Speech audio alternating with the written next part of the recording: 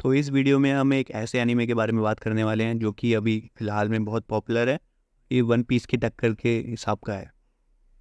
इससे पहले अगर आपने चैनल को सब्सक्राइब नहीं किया है तो चैनल को सब्सक्राइब कर लें एंड लेट्स बिगिन। तो कहानी की शुरुआत 3 साल पहले होती है। तो स्टार्टिंग में कुछ नेवी ऑफिसर्स आपस में बात कर रहे होते हैं कि अब हमारे पास कोई रास्ता नहीं है, अब ये सब हंटर्स के हाथ में है। उस समय कुछ आंट डीमंस कुछ इंसानों पर जो कि हंटर्स हैं उन पर हमला कर रही होती हैं। पर जो आंट डीमंस होती हैं वो हंटरों पर बहुत हावी हो जाती हैं, और जब सभी हंटर मरने की कगार पे आ जाते हैं तो कुछ दूसरे सुपर हंटर्स वहाँ पे आते हैं और वहाँ की सारी आंट डीमंस को ख़त्म कर देते हैं, और बाकी जो सारे हंटर्स हैं जो कि घायल हो चुके होते हैं उन सबको हील कर देते हैं। नॉर्मल आंट डीमन को हराने के बाद वहाँ पे कुछ सुपर आंट्स डीमन आती हैं जिनसे एस रैंक हंटर्स बहुत तगड़ी लड़ाई करते हैं और जीत जाते हैं। अब यहाँ से इंट्रोडक्शन स्टार्ट होता है कि कुछ डेकेड्स पहले एक हमारे दुनिया में एक पोर्टल ओपन हुआ था जो कि हमारी दुनिया और एक डीमन वर्ल्ड को कनेक्ट करता है, और इन डीमंस को मैजिक बीट्स बोला जाता है। अब इन बीस्ट को हम नॉर्मल वेपन से हरा नहीं सकते हैं, तो हमारी दुनिया पे भी जो बहुत सारे लोग होते हैं उन पे सुपर नेचुरल पावर आ जाती हैं, और जो कि इन राक्षसों को हराने के लिए काम में लाई जाती हैं। और इन सभी इंसान जो कि ऐसा काम करते हैं यानी कि राक्षसों को मारते हैं, उन्हें हंटर्स कहा जाता है। इन हंटरों में अलग अलग रैंकिंग होती है जो कि इनके मैजिक के हिसाब से इनको दी जाती है, जिनकी हायरार्की होती है सबसे पावरफुल एस, फिर ए, फिर बी, फिर सी, फिर डी। बट जो एक सबसे कमज़ोर हंटर होता है उसकी रैंकिंग दी जाती है ई, और जो कि हमारा मेन कैरेक्टर है। और जिसको जैसी पावर मिली है वो वैसे ही पावर के संग हमेशा के लिए रह जाएगा।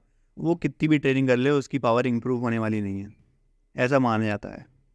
अब इतना इंट्रोडक्शन होने के बाद हम प्रेजेंट टाइम में आते हैं, जहाँ हमें एक नॉर्मल सा डेवलप्ड शहर दिखाई देता है, और एक कंस्ट्रक्शन साइड में हम जहाँ आते हैं वहाँ ऐसा ही एक पोर्टल खुला होता है।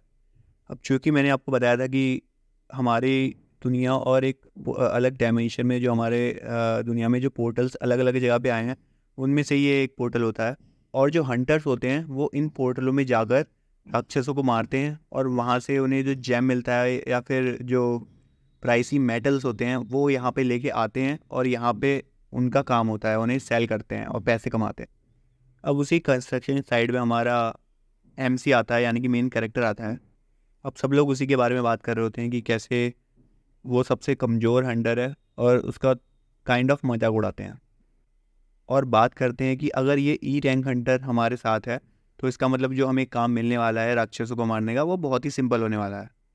हमारे इस मेन कैरेक्टर का नाम है जिनवू।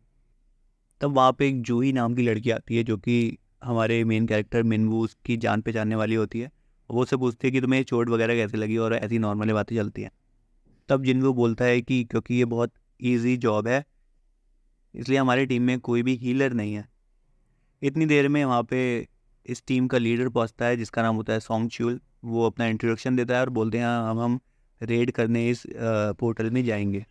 तभी एक दूसरा हंटर जिन्नू से बोलता है कि कोशिश करना कि तुम पीछे ना छूट जाओ और तुम्हें चोट वगैरह ना लग जाए। ऐसा कहकर वो अंदर पोर्टल में चला जाता है। तब जिन्नू अपने आप से बात करता है कि मेरे पास तो सिर्फ एक छोटी सी नाइफ है जिसके पास बेरली कुछ भी पावर है, मतलब पावर बहुत कम है, और मैं इससे ज़्यादा कुछ अफोर्ड भी नहीं कर सकता हूँ। इतना कहकर वो भी पोर्टल में चला जाता है। इसके बाद एक बिल्डिंग का सीन दिखाते हैं जहाँ पे चेयरमैन को अपने असिस्टेंट से बात कर रहा होता है कि किस प्रकार हंटर अपनी जीविका कमाते हैं इन पोर्टलों में जाके और वहाँ के रिसोर्स को सेल करके।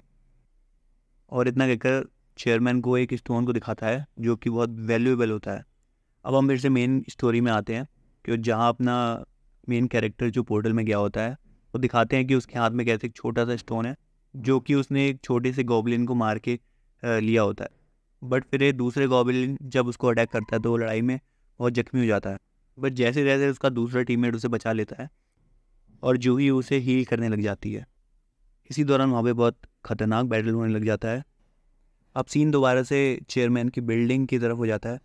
ये जो दोनों सीन चल रहे हैं, जो हमारा मेन कैरेक्टर है जो अपने पोर्टल में जाके लड़ाई कर रहा है, और ये चेयरमैन जो अपना ज्ञान दे रहा है, ये साइड बाय साइड मतलब कंटिन्यूस हो रहा होता है। और स्टोरी इसी के अराउंड अभी घूम रही होती है। तो चेयरमैन और बताता है कि जो ये प्रेस जो मेटल होते हैं ये, तो इनसे ही हम फाइटिंग गियर्स बनाते हैं जो हमें इन बीस्ट से लड़ने में सहायता प्रदान करता है। बट चेयरमैन बात कर रहा होता है कि जो हमारी गवर्नमेंट है वो इसके लिए दूसरा यूज़ केस ढूंढ चुकी है, जो कि न्यूक्लियर वेपन से बहुत एफिशिएंट होता है, सेफर होता है और दूसरे एनर्जी सोर्सेज की तरह पॉल्यूशन नहीं फैलाता है। और ये आइडिया है एक क्लीन एनर्जी सोर्स का, जो कि इन्हीं मेटल से बनाया जा सकता है। इन मेटल्स को माना क्रिस्टल्स भी कहते हैं। अब फिर से पोर्टल के अंदर का सीन दिखाते हैं कि जहाँ पर जो टीममेट्स होते हैं हमारे एमसी के, उन्होंने एक बीस्ट को मार दिया होता है और वो बहुत खुश हो रहे होते हैं। इतने में जूही अपने मेन कैरेक्टर से कह रही होती है कि तुम इस काम के लिए नहीं बने, बिल्कुल नहीं बने हो, क्योंकि तुम्हारे पे पावर ही नहीं है, तुम खाली अपने आप को हर्ट फील करवाओगे और चोट वगैरह खा लोगे, इसका कोई फ़ायदा नहीं है। पर वो हंटरों की टीम अब आपस में बात कर रही होती है, हमें बहुत बेयरली ही मेटल मिले हैं जिससे ज़्यादा हमारा गुजारा तो होने वाला है नहीं। इतने में एक दूसरे हंटर को एक दूसरी गुफा दिखती है उसी पोर्टल में, और वो आपस में बात कर रहे होते हैं कि ऐसा तो कभी होता नहीं है कि एक पोर्टल के अंदर हमें दूसरी गुफा मिले या फिर दूसरा बीस्ट मिले, क्योंकि एक पोर्टल के अंदर एक ही बीस्ट हो सकता है। अब वो लोग आपस में बात कर रहे होते हैं कि क्या हमें इसके अंदर जाना चाहिए नहीं जाना चाहिए, तो वो वोटिंग करते हैं और एंड में जो फैसला होता है वो हमारे मेन कैरेक्टर जिनवू पे आता है वोटिंग के थ्रू। पर जिनवू कहता है कि चलो हम चलते हैं, इसके अंदर हमें जाना चाहिए। बाकी सभी बोलते हैं कि हाँ इसमें थोड़ा रिस्क तो है, पर ये टी रैंक मिशन मिला है हमें, उसमें क्या ही खतरा हो सकता है, बहुत ना के बराबर बेयरली खतरा होगा, तो सब चले जाते हैं उसके अंदर। इतने में जो हमारा जिनवू होता है वो अपने आप से ही बात करता है कि मैंने इसलिए हाँ बोला क्योंकि जो मेरी मॉम है वो अस्पताल में है और जो मेरी बहन है वो पढ़ाई कर रही है, तो उन सब का खर्चा मुझे ही उठाना है, इसलिए मुझे जाना ही पड़ेगा, पैसे के लिए ही सही। इसके बाद जो स्टोरी होती है फिर से पोर्टल को छोड़ के इस सिटी में आ जाती है, जहाँ पे ये हमें बताया जाता है कि जो ये हीरोज़ की रैंकिंग होती है एस से लेकर ई तक, तो वो डिटरमाइन की जाती है उनके मैजिक के हिसाब से एक इंस्ट्रूमेंट के द्वारा, जो कि एक बिल्डिंग में एक टॉप एसोसिएशन में होता है। और वहाँ पे बहुत सारे एजेंसीज़ के लोग होते हैं जो इन हीरोज़ को हायर करते हैं। इतना कहकर हमें एक चोर दिखाते हैं जो कि बाइक से किसी का पर्स लूट के भाग रहा होता है। फिर एक लड़की को दिखाते हैं जो कि उन चोरों से वो पर्स छीन लेती है और वो लड़की को वापस कर देती है। हमें पता लगता है कि जो वो लड़की थी जिसने पर्स वापस लिया था गुंडों से, तो वो एस रैंक हंटर होती है। लोग उसको चारों तरफ से घेर लेते हैं उसकी पॉपुलैरिटी के चलते। फिर वो वहाँ से कूद कूद के बिल्डिंगों के पार भाग जाती है। अब फिर से हमें उस गुफा का सीन दिखाते हैं जहाँ पे हमारा मेन कैरेक्टर होता है। तो बोलते हैं हम पिछले 40 मिनट से सिर्फ चले जा रहे हैं, हमें तो रास्ता मिल ही नहीं रहा है उस गुफा के अंदर। इतने में जूही अपने मेन कैरेक्टर चिन्वू से बोल रही होती है, क्या तुम पागल हो कि तुमने हाँ बोला, मैंने बेरली तुम्हारा जो हाथ और जो पेट में उनके चोट लगी थी उसे बेरली हील कर पाई हूँ, और अब मेरे स्ट्रेंथ कम हो गई है और तुम बेफालतू में आगे जाने की कर रहे हो, तुम आगे मर भी सकते हो, हमें इसका रिस्क पता नहीं है। पर फिर भी वो आगे चलते जाते हैं। अब इन हंटरों के सामने एक बहुत बड़ा सा गेट आता है जो कि इनको बहुत इंटिमिडेट करता है। जब वो गेट खोल के अंदर जा रहे होते हैं तो उन्हें पता लगता है कि वहाँ पे बहुत सारे स्टैचूज रखे हैं और बहुत बड़ा हॉल टाइप का है, और वहाँ पे एक सबसे बड़ी स्टैचू रखी होती है जो कि बहुत क्रीपी लग रही होती है। वहाँ पर उन्हें एक पुरानी बहुत मैजिकल स्क्रिप्ट भी मिलती है जिसमें कमेंट्समेंट लिखे होते हैं वो टेम्पल के जहाँ पे वो हैं।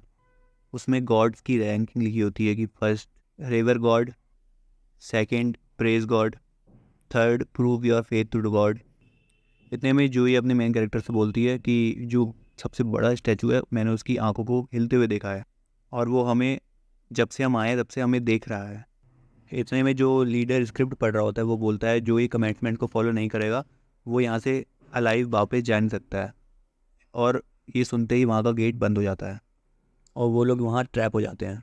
उनमें से एक हंटर वहाँ दरवाजे को जब वापस से खोलने आता है तो एक मूर्ति अपने आप उठती है और अपने अस्त्र से, जो आप देख सकते हैं, उसको आधा काट देती है हंटर को। उसका खून बहता है और लोग बहुत टेरिफाइड हो जाते हैं, बहुत डर जाते हैं और लोग चिल्लाने लग जाते हैं कि क्या अब हमें इन बड़ी बड़ी मूर्तियों से लड़ना पड़ेगा जो कि बहुत डेंजरस लग रही हैं।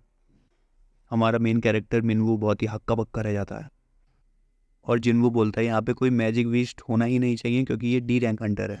और वो जब वापस मूर्ति को देखता है जो कि सबसे बड़ी मूर्ति होती है वहाँ की, तो वो मूर्ति अपनी जो आई साइड होती है वो जिनवू की तरफ करती है और और जैसे ही उस मूर्ति की निगाह जिन पर पड़ती है तो वो सोचने लग जाता है कि मैंने ऐसी डेथ की सिचुएशन बहुत सारी एक्सपीरियंस की है, पर ये वाली नहीं।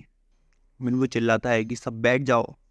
इतनी देर में उस सबसे बड़ी मूर्ति के आंखों से लेजर रेड निकलती है और वो आधे लोगों को पूरा काट देती है साबित।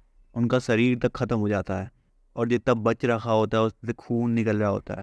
फिर दिखाते हैं कि कितने लोग मर चुके हैं। लोगों को तो हाथ कट के अलग हो जाता है, वो भी राख हो चुका होता है। लेज़र बीम उस सबसे बड़ी मूर्ति के आंखों से निकली होती है, उसने पूरे पत्थर के ग्राउंड को तहस नहस कर दिया होता है। और अपना मेन कैरेक्टर चिंबू बोलता है कि अब हम सब मर जाएंगे। बस इतने में ही हमारा पहला एपिसोड खत्म हो जाता है। ऐसी और वीडियो देखने के लिए हमारे चैनल को सब्सक्राइब करें और कमेंट करें क्या पार्ट आपको अच्छा लगा